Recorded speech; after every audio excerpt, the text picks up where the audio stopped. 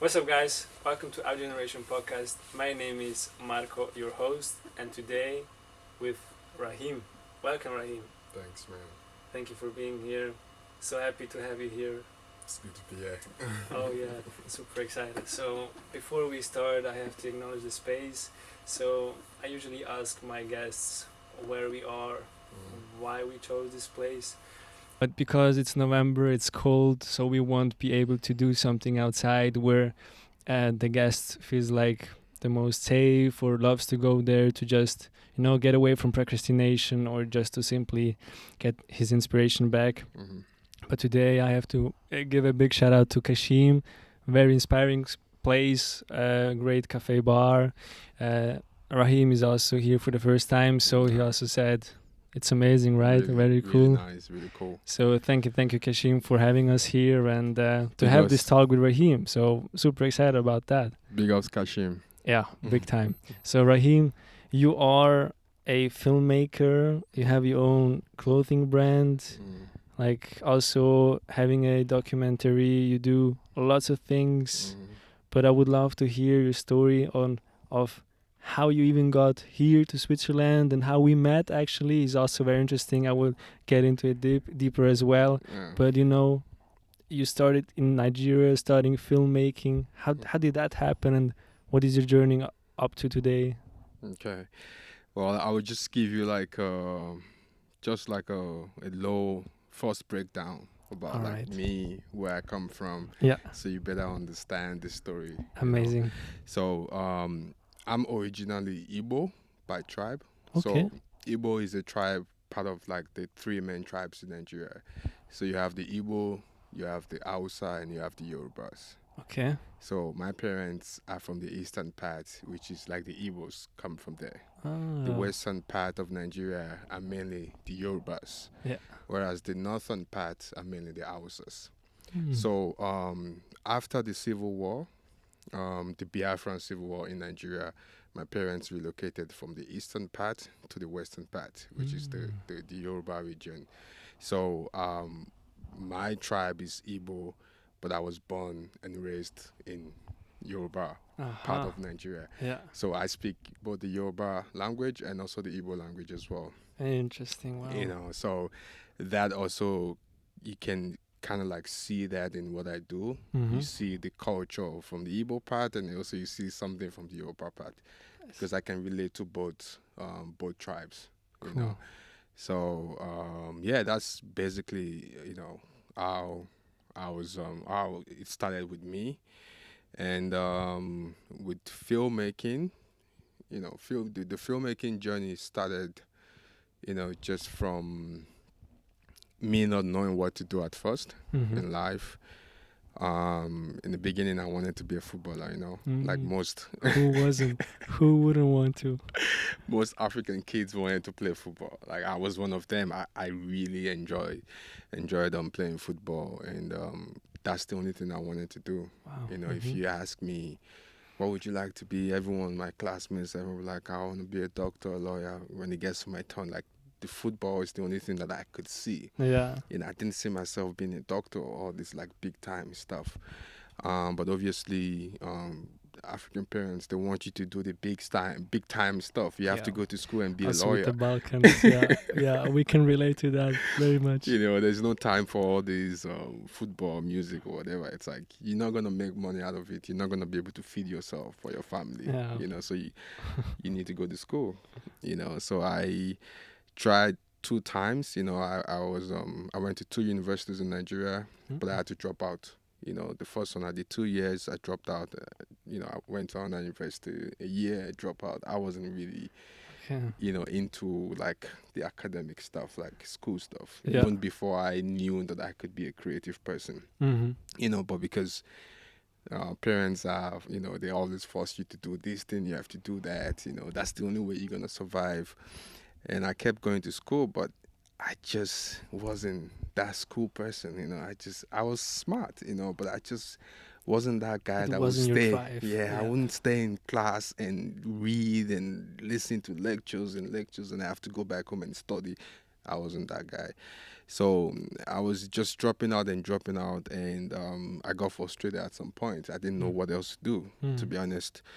And then one day I was chatting with a friend in Cape Town, and then she was just like checking up on me, like, so what are you up to now? What's the plan? So I'm like, yo, I don't know, I'm just here in Nigeria, just just living life. And she was like, why don't you come to my school? Like, Mm. it's a creative school, it's a film school, but we've got like sound department and all those stuff. You can be a sound engineer. You could go into sound. Yeah.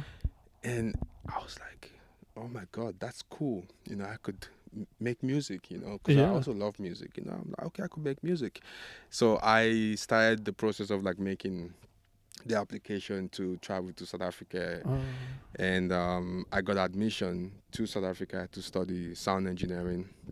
And when I got there, the first day, the first week, and I was actually speaking to my student advisor. We were just talking, and it was like, yo, let me even show you the film department because you're gonna be working with the film yeah. guys at some point. So he was just taking me around. He took me to the cinema, Mm. and I saw the school cinema. It felt like, oh my God. Wow. And he was like, okay, now I'll take you to the gear house. So he took me to the gear house, and I saw all these film equipments and all that. Heaven. I'm like, oh my God, like this is nice. Yeah. I felt that was the first time in my life where I felt like I'm in school, but I'm happy to be in school. Wow. It was so crazy. I remember, and we were just talking. It was like, "You from Nigeria, right?" I'm like, "Yeah, yeah, yeah." Why do you want to do sound? Why don't you do film? Yeah. You could be a film director. You go back home, Nollywood, right? Or like, Yeah. yeah, Nollywood. Yeah. It's like, yeah, go back home and make some film. For Like, you real. look like a film director, no? Like, and immediately that clicked. I swear to God, because with the sound, one thing with sound is like you need to have the full passion. Like you need to already be making beats from your house, from your Mm-hmm. laptop. Mm, Like you yeah. need to. But I wasn't doing any of that. I didn't know any idea about sound, but I just liked the concept of Yeah. being a sound engineer. Definitely. Yeah. And he was like, yo, do film. I think you're gonna be much better in the film departments. Like you're gonna, film director. You could write your own film. Go back home and make cool films. And I just said, yeah, that's what I want to do. Wow. So immediately there, I told him like I want to change. Mhm. From sound, I want to do film. So Cool. that was how I got into film. Wow. Pretty much. Wow, that's so crazy.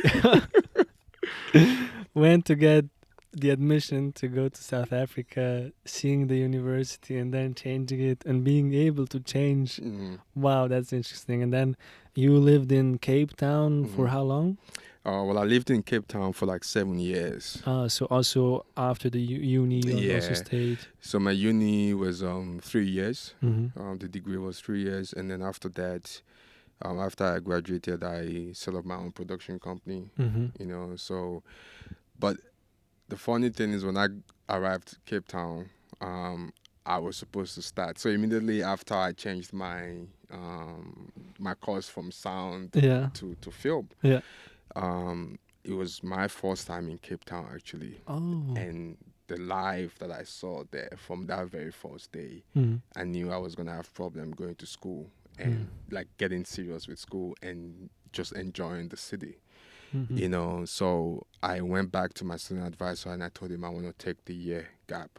Like I don't think I'm gonna be able to Come back afterwards. no, like to concentrate on school Mm. this first year, just because of the amount of I don't know how to put it. Have you ever been to Cape Town? Never been, but I Yeah. would love to go. Yeah, Cape Town is such bro, there's so much life when you get to that city. Yeah. Like it feels like home. Like Wow. you feel like you get this sense of like comfort. Like I've never been anywhere else. Like this just feels good. The people, and I told them, I'm like, I don't think I'm gonna be able to concentrate on school. Like I feel like I need 1 year break. But although I didn't tell them back home I was taking this break. Yeah. better.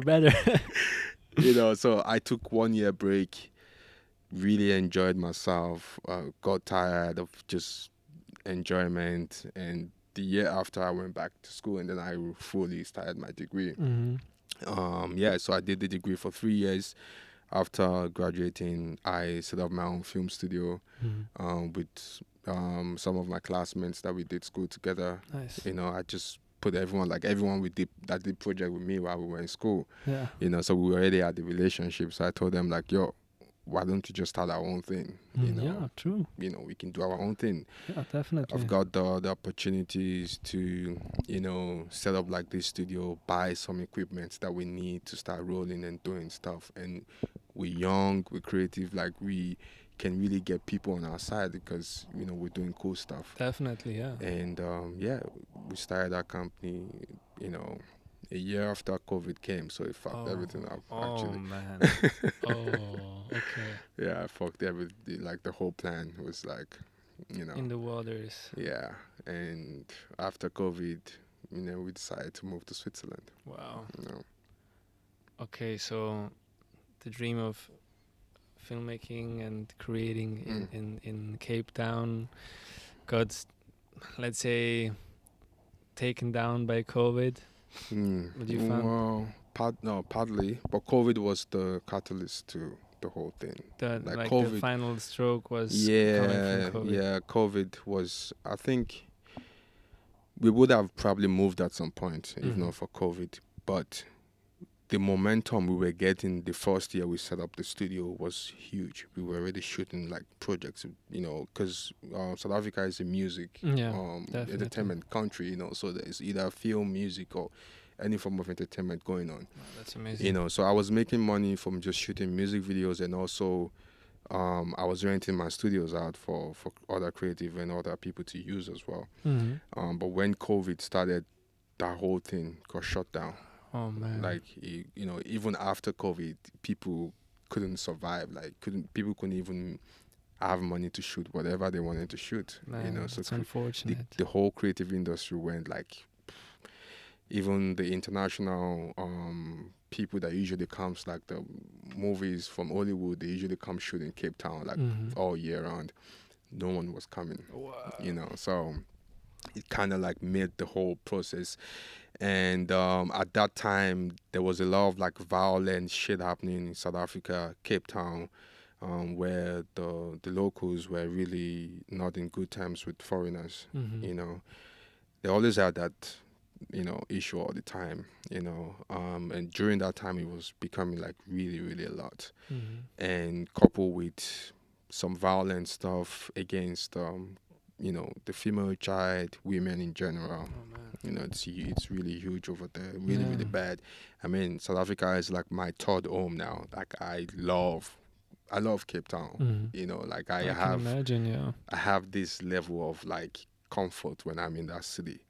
You know, and that's why I still go at least every 2 years. You know, I still go back. That's beautiful, though. But yeah, I think what actually made us move was, you know, now we've had like our first child, you know, which is a girl, and we just didn't feel comfortable raising her over there. You know, like, especially my wife, she's always like, you know, if it was just me, I would still be living in Cape Town, bro, imagine, like for sure.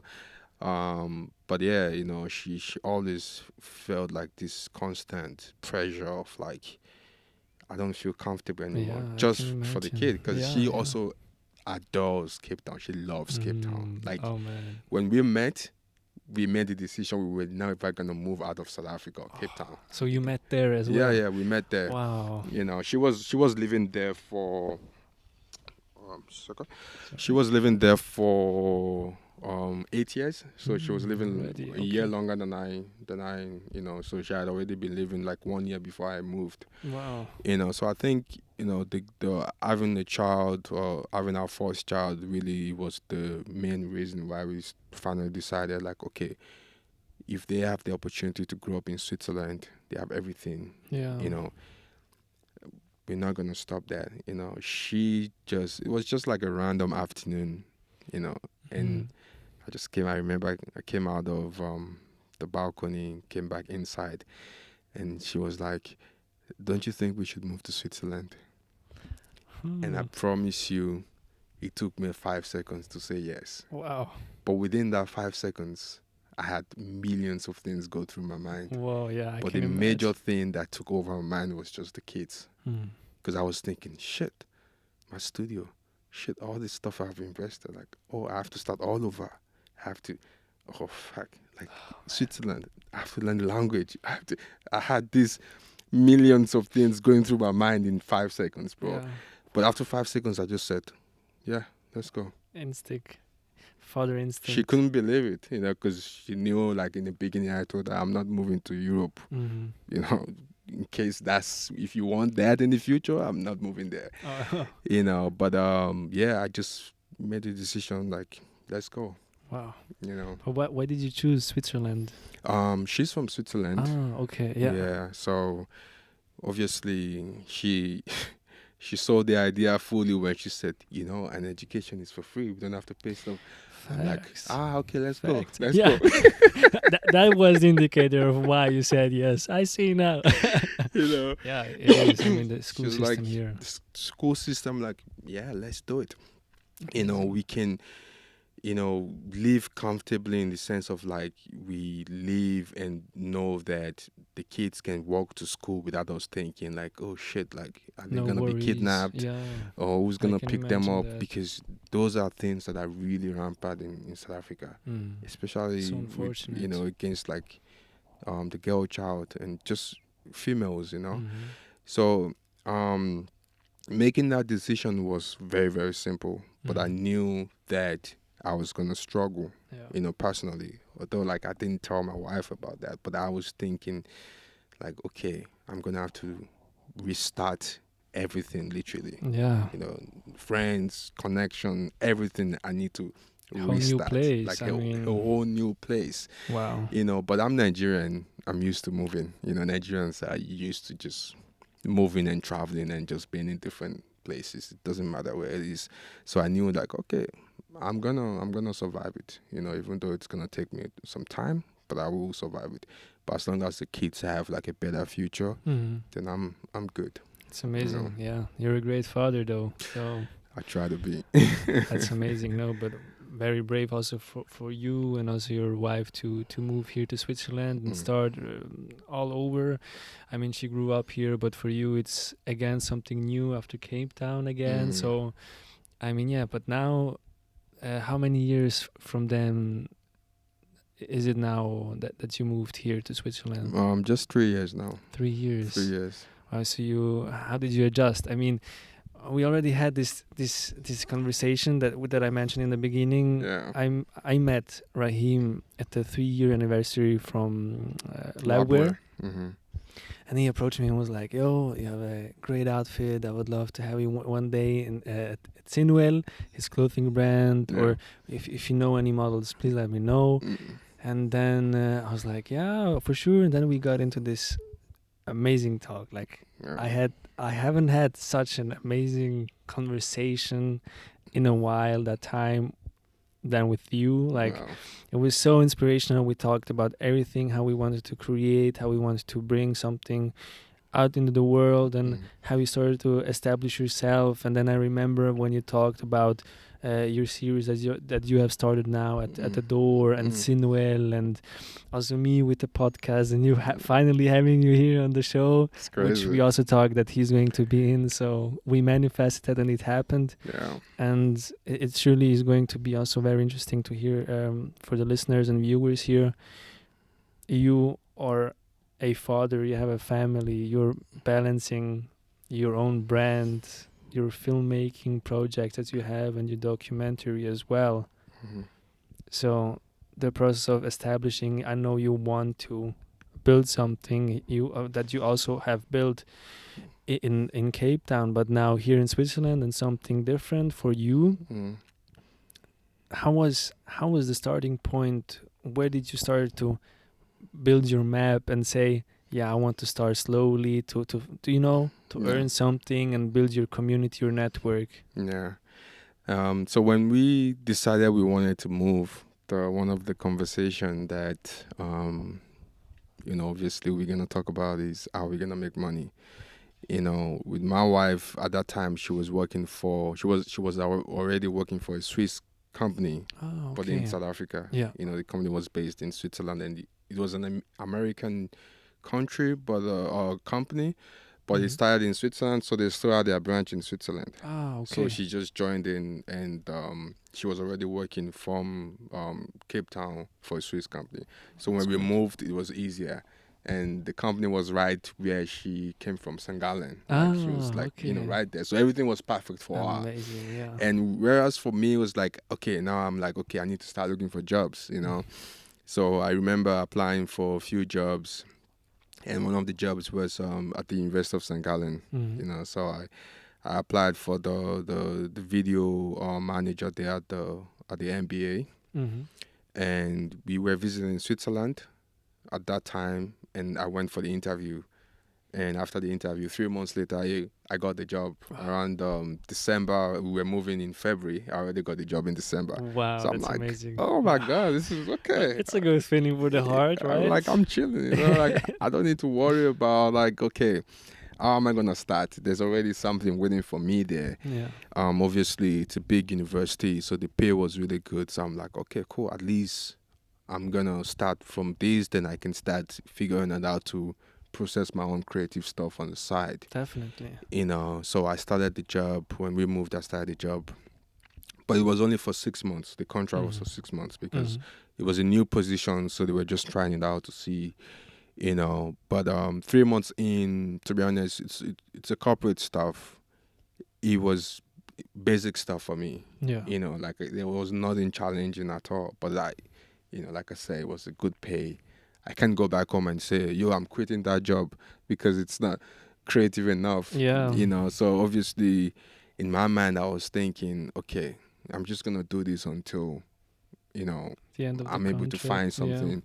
If they, you know, stop the contract, okay. If they don't, then I'll just continue, you know. But in my mind, I want them to stop the contract because I just wanted to. Now I've worked for 6 months. I can now look for something else that I really, really like, Yeah. you know. So after the 6 months came, they told me, you know, we don't want to, you know, continue with the contract. Mhm. Yes, you know, now I have, at least I have an excuse or something to tell my wife, you know. It's not like I just quit the job. Yeah. But yeah, to be honest, it was those 6 months there was, you know, obviously it's work, but it wasn't really challenging at all. I wasn't pushing myself, Yeah, and I definitely. didn't have the time to do other stuff because weekends now I have to spend time with the family. Yeah. Monday back to work, 9 to 5, and I never did 9 to 5 stuff in my life. I just usually just do my own thing, Yeah. you know. So after the whole thing, like, you know, the contract was stopped. Now I have to start looking for another job, you Mhm. know. So now I got into you know, back in the job market, and it was tough. It Mhm. was like, I was like, oh my goodness. I was applying and applying, and everyone was like, yo, you need to speak the language, eh? Yeah. You need to speak the language. Yeah. I'm like, but it's filmmaking, you know. Like, if you guys are asking me, you know, or the government wants me to integrate properly into the system, Mhm. but I'm not able to at least get a job in my field where I can be there and learn the language while working with the people there. Yeah. Because at the end of the day, it's film, you know. It's, I could do other stuff, you know, if it's not something that has to do with me speaking to the people Definitely not. or No. editing the project. I could do a lot of other stuff, you Yeah. know. So I was just looking for like a, you know, any job in the creative world, like media house or ads or whatever, you know, Yeah. where I could be making videos for them or, you know, basic creative stuff. But everyone was like, yo, you need to learn the language, you need Oh to learn man. the language. So I was getting like, Frustrating. now the reality started like kicking in, like, oh, Mm. okay, holy shit. And I remember like the first thing I did was went to a German school. Yeah. Yeah, so I was learning German, but the problem with that was you're learning a new language, but you're pressured to learn this language because if you don't learn this language, you're not gonna find a job. Yeah. You know, so Yeah. I'm pressured to, I need to learn like quick to find a job. Yeah. So it made me really, really frustrated. You know, I wasn't showing it, but I was really, really frustrated down. about the whole thing. You know, like I went to the school for 7 months, so I did until like B2, but it was tough. It was tough because I'm just not that person that learns language easily. Like I'm not really that language And person. German is difficult. And German is difficult, and I really want to learn. It's not like I don't want to learn, Yeah, of course. but it will be easier for me to learn where everyone else is speaking that language, and I have to be there all the time, Yeah, and it's definitely. easier. And it's not like, oh, you need to learn to pass this thing It's to the go best apply. way. You know, so I just couldn't take it anymore. I just decided, you know what? I'm gonna stop going to the school. I'm gonna just like keep applying for jobs and keep doing like freelance stuff. So the good thing was like I started making contacts, That's started great. going out, meeting people, you know, started doing like few freelance stuff during the summer. It was really nice while still looking for jobs. Yeah. But winters, I get really frustrated during winter because there's nothing happening much. You know, No. everything is like Cold, it's closed. it's cold, everything's closed on time, like people don't care about anything. You know, so I had all the time in my hands to, you know, do other stuff. And the first thing that came to my mind was, okay, I still have money saved up from Cape Town from working here, because I'm a big time saver. You know, bro, like You got it. yeah, bro. Like when it comes to money, like I save. Okay, good. You I know? have to learn a little bit from you then. Nah, bro. Like if you come from where I come from, and you know you've been through some of just our people who had to leave to like survive, and there's no hope for anything. You have to think of the future. You know, Yeah, I that's understand. Yeah. So in my mind, you know, I'm always thinking about the future. So whatever money I was getting, I wasn't spending it anyway. Just keep it there, you know, Yeah. because I know I'm probably gonna need it, you know. So I figured, okay, if I'm spending this money now every month and there's nothing coming in, I'm gonna spend it anyway, Yeah. you know. So I see what I'm spending the money with my eyes. Yeah, definitely. And the only way I can do that is to create something where I know, okay, this is what I'm hustling for. Yeah. This is where my money is going to, you know. So you know, fashion has always been something I love, you know, just not the fashion business itself, but just the idea of fashion, wearing cool clothes, wearing nice stuff. I think that's the only thing I spend money on. Yeah. You know, it's clothes. Like anyone who knows me knows I only spend money on clothes. No drinking or party, all those things. Like never. Yeah. You know, so I knew, okay, what can I do? Fashion. But also, I didn't want to start like a fashion brand, you know, because everyone was doing fashion. Everyone was going to fashion. Every second person has like an Instagram Yeah. fashion brand. Yeah. You know what I mean? Like, who needs a new hoodie or a new T-shirt? Yeah. You know, so it's a little bit like a really saturated market. To be Very honest, much so. Yeah. you know, but I needed to find a reason for me to go into this business. You know, first I have the passion for it. Secondly, I don't want to go in because I just wanted to sell clothes. I want to sell modern clothes. Yeah. You know, so how do I do it? Is by now bringing in my film experience. You know, my storytelling experience. Now figuring out like how do I better present what I have in my mind through The fashion. concepting of everything. Exactly. So the only way for me to do that is with film. You know, like really like well curated, well thought through film journey, like the storytelling aspect of the brand. And that's how I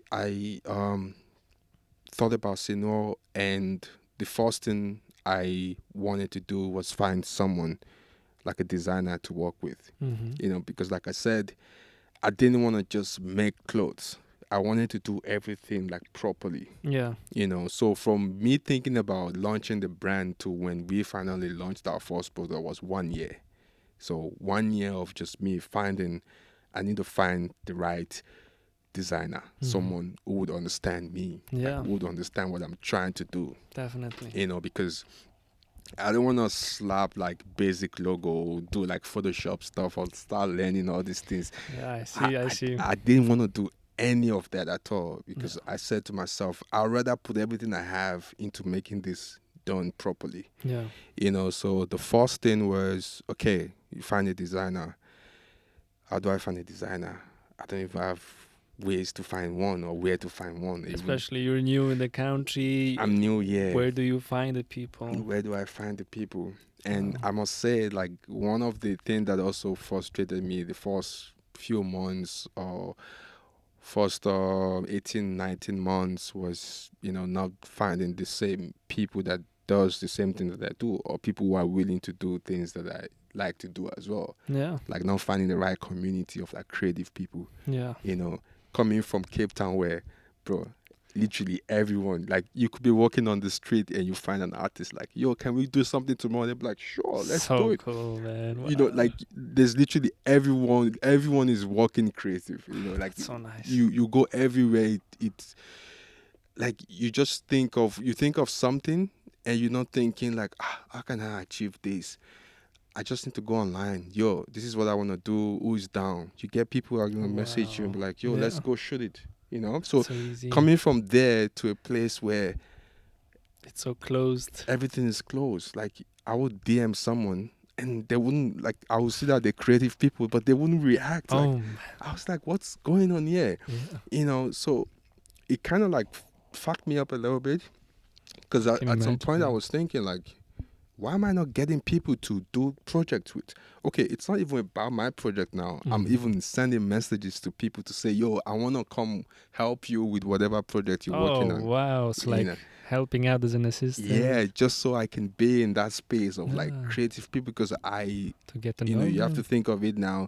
We've moved here now. It's been like a year plus. I haven't done anything creative. I was just doing basic videos, you know, so I haven't been on film set, like proper film set, you know, so I wanted to just be in that circle and I wasn't finding anybody. I wasn't finding people, you know. I would DM like even production houses like, yo, I want to come work for you guys for free. You know? And it's like, nobody. No one. Like, people would not reply me or do anything like that. Oh, that's crazy. You know, so I started like, what's going on? Like, this is weird as fuck because in Nigeria, everyone wants to create.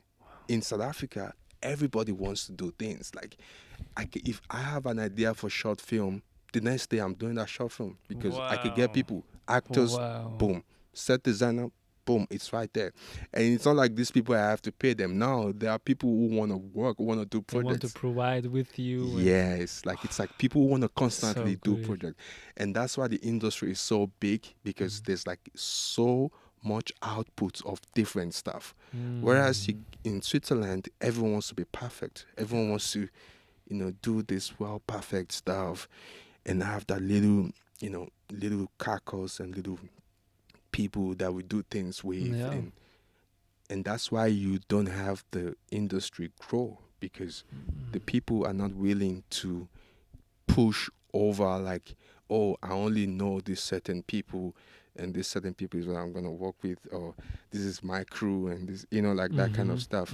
You know, so the sense of community was something that really messed me up in the beginning. And it got to a point I said to myself, you know what, I'm gonna start my own shit. Definitely. You know, the only way I'm going to get people to know what I do is if I have my own thing, I have a reason for people to see me. Yeah. You know, I'll start a clothing brand.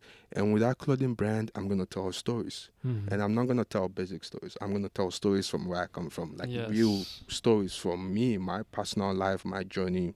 You know, people can relate to that, you know, and it's coming from, you know, it has roots of Africa, Nigeria itself. So, you know, I even have experience from South Africa itself. So everything that I do has, you know, everywhere I've been to, it has a little bit pieces of it. You know, so I just decided, I'll tell a story through fashion. Yeah. You know, so I need to find a designer who can at least give me what I want, like what I'm thinking in my mind. I need it on paper. Because I cannot design. I don't know how to design stuff. I don't know how to come up with all this. You know how to filmmake. I know how to film. I can tell the story with what we have. I can tell, you know, we can plan ideas and all that. But the actual product, you know, I don't know how to do that. So I went online and I started looking for, you know, designers and stuff. I know you're still searching. Nah, bro. Like I found a designer then. Finally, finally. I found a designer just after like 2 months that I thought about the idea. So it took me 2 months to find one. So I found shout out Pietro. Shout out. Pietro, I found him online and I sent him a message.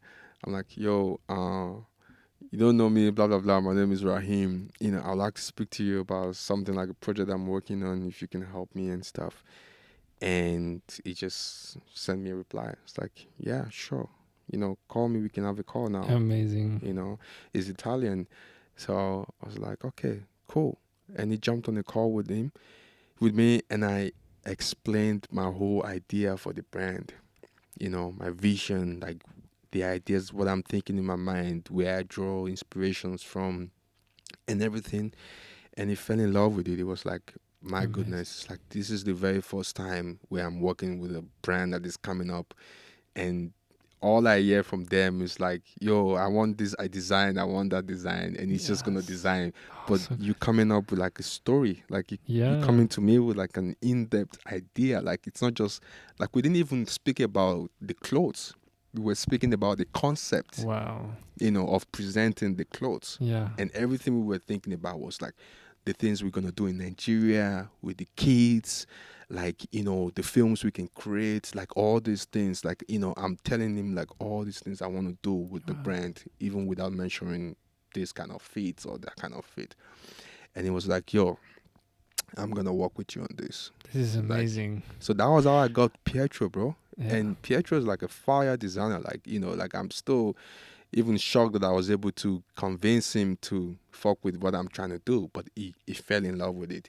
And not just that, it was like for us to make this really nice, the way you thinking about it, we want the whole idea of the brand to feel really authentic, and it's not just like clothes made from like sketchy place or whatever. Yeah. We need to, the key to all these things is I have a friend who owns a manufacturing company. Wow. Yeah. That's amazing. Yeah. In Italy. Wow. That's amazing. As well in Milan. It was like, if I can speak to this guy, and if I can tell him, and if he says yes, that means like it's gonna be easier for you, because then you don't even need too many MOQs and all that, because you're starting up. If he enjoys the story, because this manufacturer makes for Balenciagas and all these big brands, that's cool. That's cool. They're dealing with like millions of orders. Like yeah. It's really nothing for them. Like a small brand, they don't give a fuck.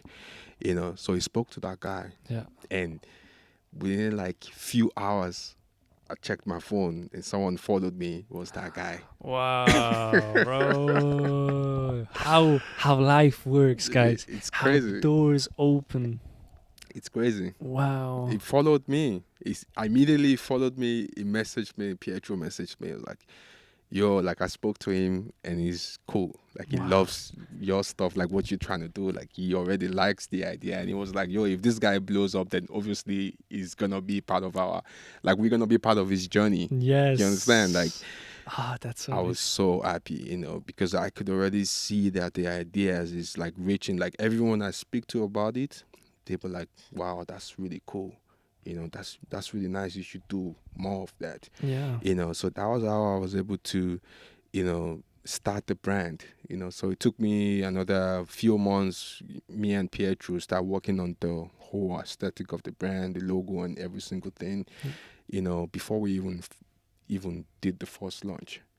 So everything that we're doing now, we already thought about it through and through. Before we started.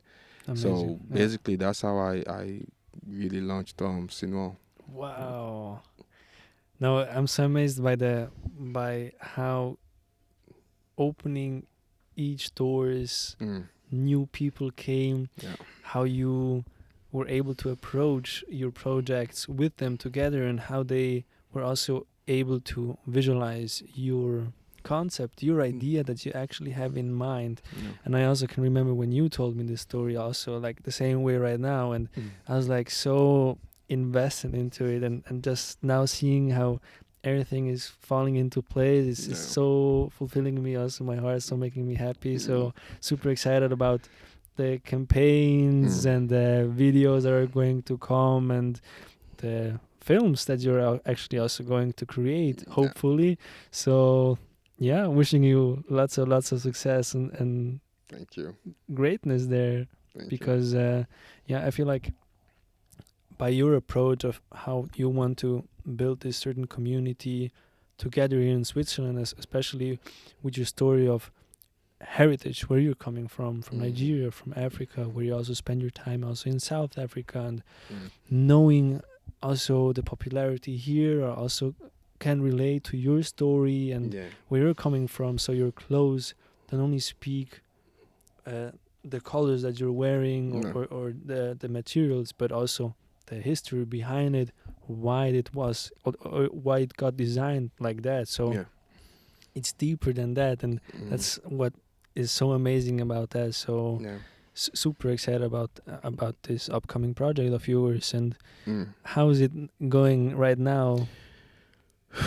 Well, if I with the brand in general, it hasn't been good like the way I would have expected it. You know, obviously it's a new brand. It's a year from today. Like this month makes it like 1 year. Oh, it's anniversary. Yeah, wow. it's like 1 year anniversary of Sinua. We did our very first launch last year November. You know, so it's been a tough year, you know, for the brand itself. I've had to put in so much into it, but I'm not really getting so much back that I would have expected. Although, like, I know with something this brand new, I need to give it time. Obviously, Definitely. I'm not expecting it to blow up, you know. But I was expecting at least, when I spend money and I make products, you know, the sales should be at least crazy a little bit. But that's me coming from a place of like it needs to work like quick, you know. But I'm also someone that is quite patient when it comes to what I want to do or my plans, my goals. I can be really patient, bro. Like I don't force anything. I take my time, you know. Like if it works, it works. Definitely. But as long as I still have that fire in me to keep going, that's all I need. Definitely. If I have that, even though it takes 10 years, it doesn't matter. But as long as I'm still enjoying the process, you know. So this 1 year has been all about learning, you know. It's been, you know, all about just like starting something, putting my first foot forward. You know, that's what this year has been so far. You know, for now, I feel like the place where I feel like I'm lacking is the fact that not a lot of people know about the brand, and that's on me. You know, I need to preach about the brand more. Yeah, as you should. Definitely. Yeah, you know, so I know that's on me. It's not about the idea, because every person that comes across the brand or I talk to about the brand, they love it. Wow. You know. See. So it means that I just need to talk more about it. Definitely. That's all. That's a great, perfect timing. So that's a perfect timing for the platform as well. Exactly. You know, that's why I came here to talk about it as well. Yes. I'm gonna go everywhere and talk about it, and that's the mindset I wanna go. I wanna have going into the second year now. Definitely. Is, you know, even making more contents about the brand. Yeah, you know, I was in Nigeria last year. I shot a short film in Nigeria, so that's part of what I want to do with the brand, is like telling stories that are very relatable to especially diasporans, you know, living in Switzerland, because that's the people that's my target audience mainly. You know, mainly diasporans who are struggling finding community, struggling finding something that they can relate to, something that speaks to them, to their culture, their spirits. You know, with Sinua, that's what I'm trying to do. That's amazing. You know, it's like I'm not trying to reach everybody at this point. You know, because I know what I struggled with when I came here is that sense of community, not having something to hold on to be like, yo, you know, like I know those guys because they speak my language, or they do things that I really like, or I can go hang out with them, you know. I felt like I was a little bit outside, when I moved there, it kind of made me a little bit depressed, because I wasn't I can imagine really that, finding people to do things with. And I'm Yeah. used to just like finding people online to do things with. Like if I tell you how many short films that I wrote and shot that never came out, but I actually wrote and shot it, I would at least shoot them in Cape Town, Yeah. but I had the opportunity to constantly shoot stuff every time because there are people who wants to shoot with you. Obviously, with filmmaking, you can do things on your own, but I went to film school. I actually studied film. The language of film and everything, and I know the importance of having collaborators. Yes. It's really really important, bro. Definitely. So I want to collaborate with like set designers, collaborate with like production designers, with even cinematographers. Yes. Speak to people on film terms, like really pick people's mind. Like that's just how I am. That's how I was taught.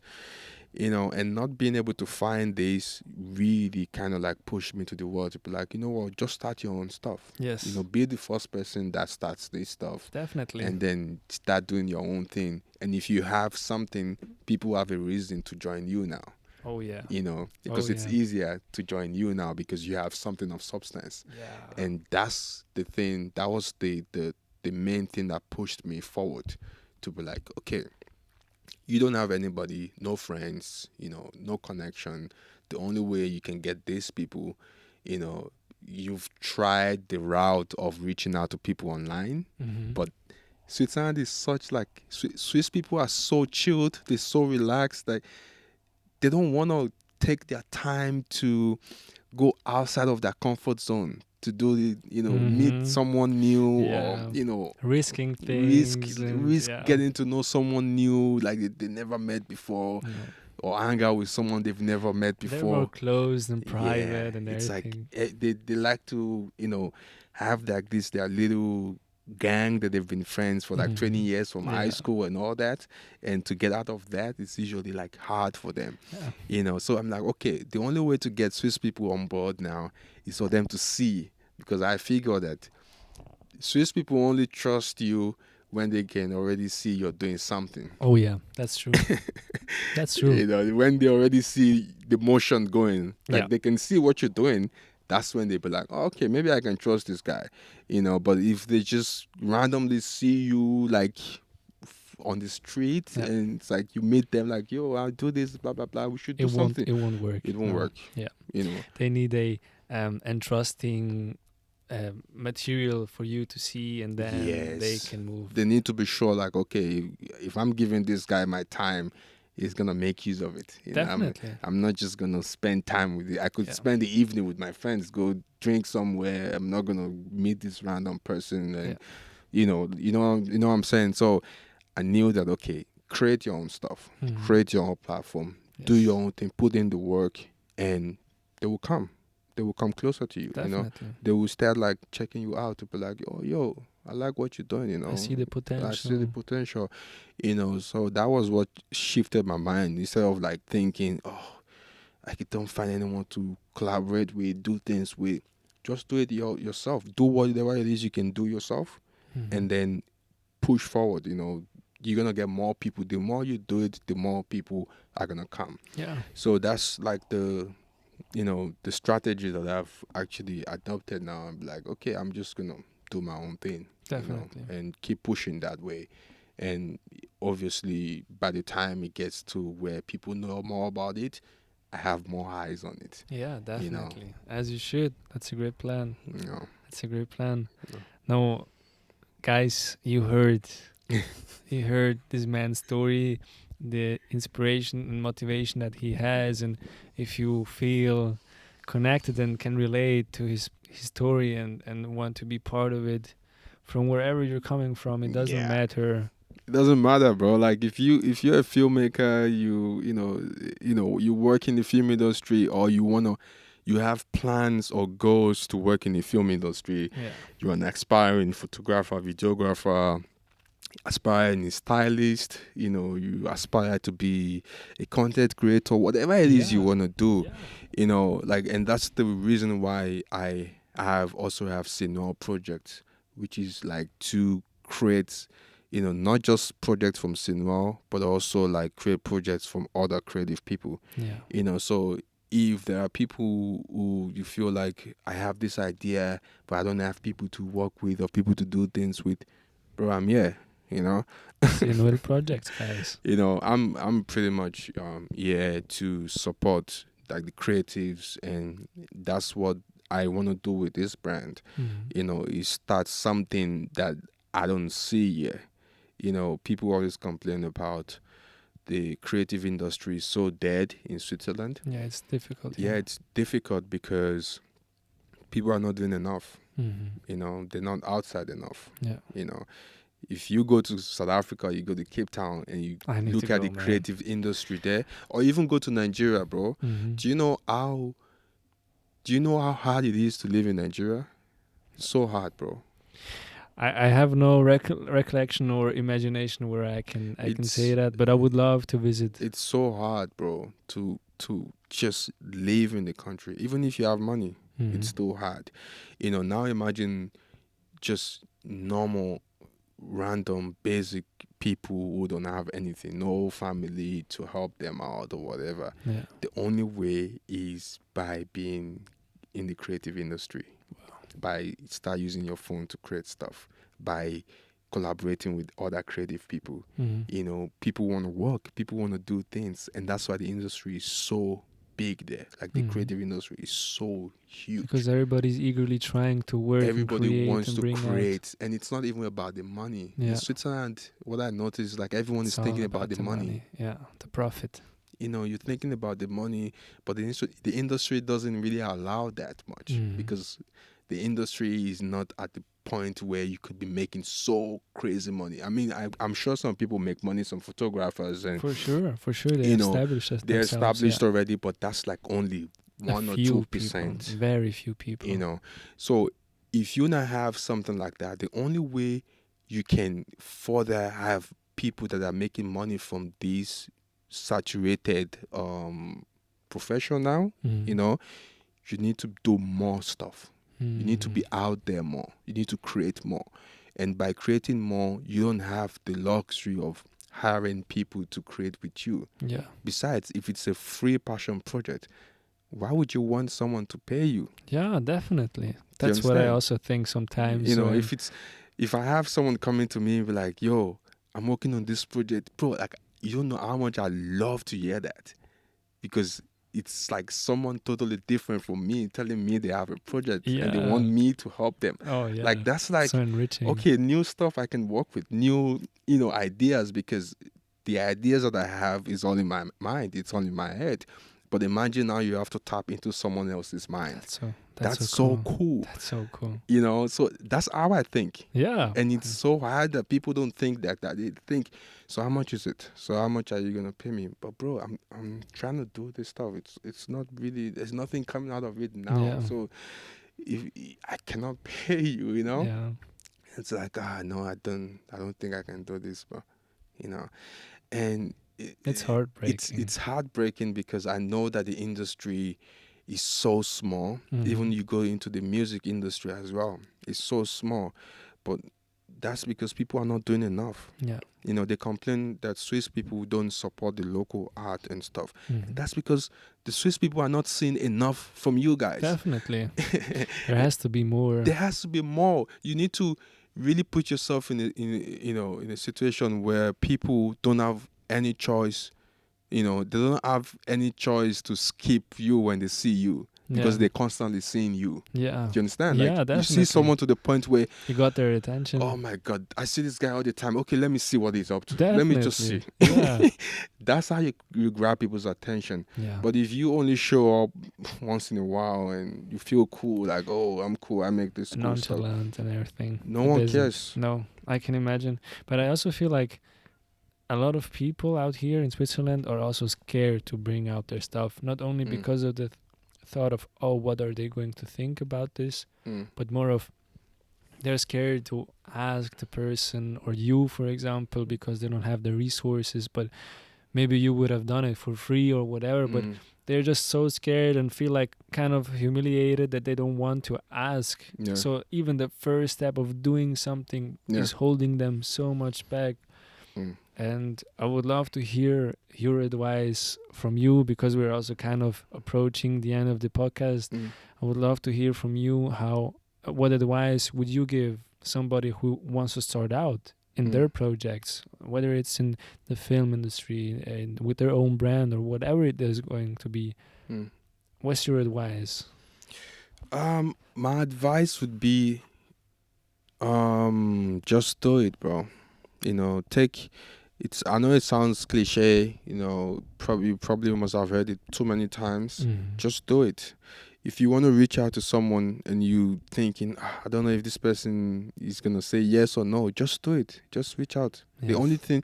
There's only two things involved there. Either they don't reply you, or they reply you and say yes or no. Yes. You know, so it's not going to take anything away from you. You know, it's not going to, you know, if they reply you and they say no, you're not going to go home and suddenly disappear, you know. It's just a message. But you need to take the initiative of reaching out to people. That's what I've done in my entire career. I don't have problems reaching out to people, because I know the only thing you're going to say is yes or no. Yeah. Or you don't reply.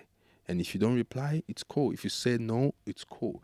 Because that gives me, you know, like a motivation to say, I'll move forward. Yes. You know, I'll keep pushing, you know.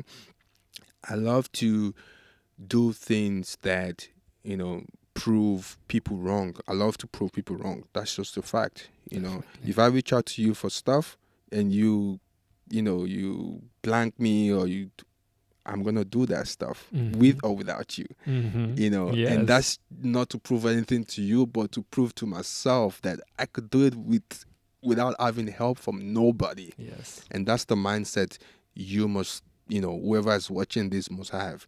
Is like, you need to think about every single thing you're doing as, I can do this shit without nobody. If you start having that mindset of like, I can do anything without nobody, if you have that mindset, you can do it. Amazing. You know, like, it's not rocket science, bro. You know, people that are already doing it, it's not rocket science. It's just that they were brave. They have a little bit of confidence, a little bit of bravery in them, and then they go ahead with it. You know, so, you know, with my experience, I just feel like if you're gonna do it, just do it. But if you're gonna do it, then do it properly. Yes. You know, like, you need to really do it properly, because to the point where, to the best of your ability, I'll put it that way. You know, do it to the best of your ability, and just put it out there. You know, people like it or not, who cares? They saw it. You know, like, you need to attract strangers, not the people that you know. Yeah, that's the goal. Oh man. You know, like, people that you know already know you a lot, that they feel like, this guy, you know. But strangers see you as total strangers. They see you as someone who is trying to achieve something. Yes. They don't see like a cringy person or like a weird guy. Person from 5 years ago. You know, they don't see that. The only thing they see is like, I just saw this stranger that is doing this thing online. Yeah. You know, is it cool or not? I don't know. But they don't even care about how you present that stuff.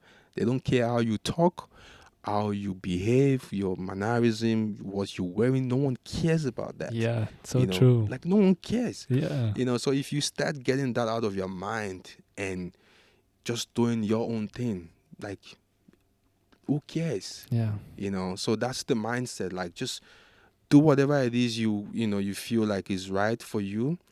And, you know, I always believe the universe would always align it properly as long as you put in the work. Yes. You know, divine timing. It definitely works. You know, like, for me, I know the amount of work that I'm putting into what I'm doing now, it's gonna come out. You know, so with that being said, you know, everything that I'm doing with Sinwell now is really just about pushing the culture, you know, pushing the culture forward, pushing the sense of community, sense of like people finding their story, finding their voice. You know, next month we do have our first Sinwell brand event. Amazing. Coming up on the 6th of December. Also, I'll be having like my private screening of the short film I shot in Nigeria last month as well there. Nice. And it's like in this cool ass African art museum. So it's really a cool space where I feel like Nice. that's where I want Sinuel to live and breathe. Yeah. You know, it's Yeah. like that's the right place for Sinuel. That's amazing. So we will be showing the film there, private screening. It's like a short film, pretty much 7-8 minutes short film, and have the new collection also drop on that same day. And the year 2 story starts now. Wow. This is amazing, Raheem. Big ups, bro. Very, very excited about your projects and the upcoming short film and your drop and everything. I really hope and wish for everybody who heard this story is able to engage with you and you with them, and can hopefully also work with them together, because I met a lot of people and saw what they're doing, and I can truly imagine through this platform of social media you can find the audience, the people in your team, the people who will or would love to work with you. So trust the divine timing as you always do, and keep on inspiring us, because truly this episode is so inspiring also for me, because I can also relate with my procrastination about this podcast. But I trust the divine timing, and everything has a reason of why I was delaying so much and why I have to work so much on myself as well before I was able to start this podcast. And I feel like it's now doing something for me that is very enriching, of being able to share stories, especially yours and many more that are going to come. And it's truly an honor for having you here, and hopefully not the last time. Well, definitely not the last time, probably the next time, I come here again, I can give you like another update on how Sinuel is doing. Recap and everything. Yeah, that's amazing. Also, it's a internet archive. Bro. It's an archive as well for you to reflect and see, oh man, I remember this story. Definitely. Look where we are now. That's something that fulfills me. I feel alive when I'm able to see you smile and remember this and have this amazing conversation. And to be honest, I see the future, bro. I see us in 5 years, like talking back at this and be like, yo, remember when we had the very first one, what was said in that, and how I was saying, I didn't have this community in Switzerland, but now we have like these loads of people who know God about bless. us. Know, so that's the goal, that's the plan. Definitely. Hopefully I get to, whoever creatives watching the show, we can do things. I believe Switzerland have, the creative to really take the industry forward. Definitely. But we cannot take it forward if we are only thinking about money. We can only individually, we can only take it forward by actually being passionate about the creative industry, film, music, and everything in between. We need to work together, do things together, like create stuff together. Yes. And by creating stuff together and constantly pushing what we create, the money will come. The money will definitely come. Definitely. But the memories of beginning and starting and building this, that's what matters the most. That's the key. That's the key. Even just by having someone who has never been in a film set reach out to say, yo, I don't know anything about film, but I love photography, I love film, I want to just help you out. That alone, puts me on the mindset of like, cool, this is the right direction. Definitely. Meeting more people, getting more people into the industry, getting ideas, like shooting stuff, like just doing creative stuff, because we're not doing enough. Switzerland cannot even have some form of like monetization online, maybe on TikTok or on not Instagram. at all. It's only on sponsorship. It's only on sponsorship. You know what I'm saying? On sponsorship. That's so difficult. The only reason why it's like that is because they don't see Swiss as a place where ads you could generate ads with like influencer or like people doing stuff online. Which I feel like is weird. We're close to like all these other creative countries like France, Oh, the UK. Yeah. You have all these big cities like Munich. You have like all these places that does a lot of like creative stuff. And we're not Zurich, far from there. we're not far from there, bro. Not at all. And Zurich is such a big name, Yeah. there should be a lot more stuff coming out from here. Not only honest. Zurich, but the whole Switzerland, the whole every Switzerland. cities, all the cities. Exactly. Definitely. So, guys, you heard Raheem preach and talk about his story. Thank you for having you here. Big ups, bro. See you soon, hopefully. Well, hopefully. And guys, that was the episode with Raheem. I hope you liked it. Please following on his socials, everything linked down below in the description. And feel free to contact him, text him, whatever idea you have or you would love to help him out on any project that he has, or you imagine to have something with him. Feel free to do that. So, and Raheem, thank you very much, bro. Thanks so much, bro. Thank you very much. Big ups. Peace out, guys. Bye.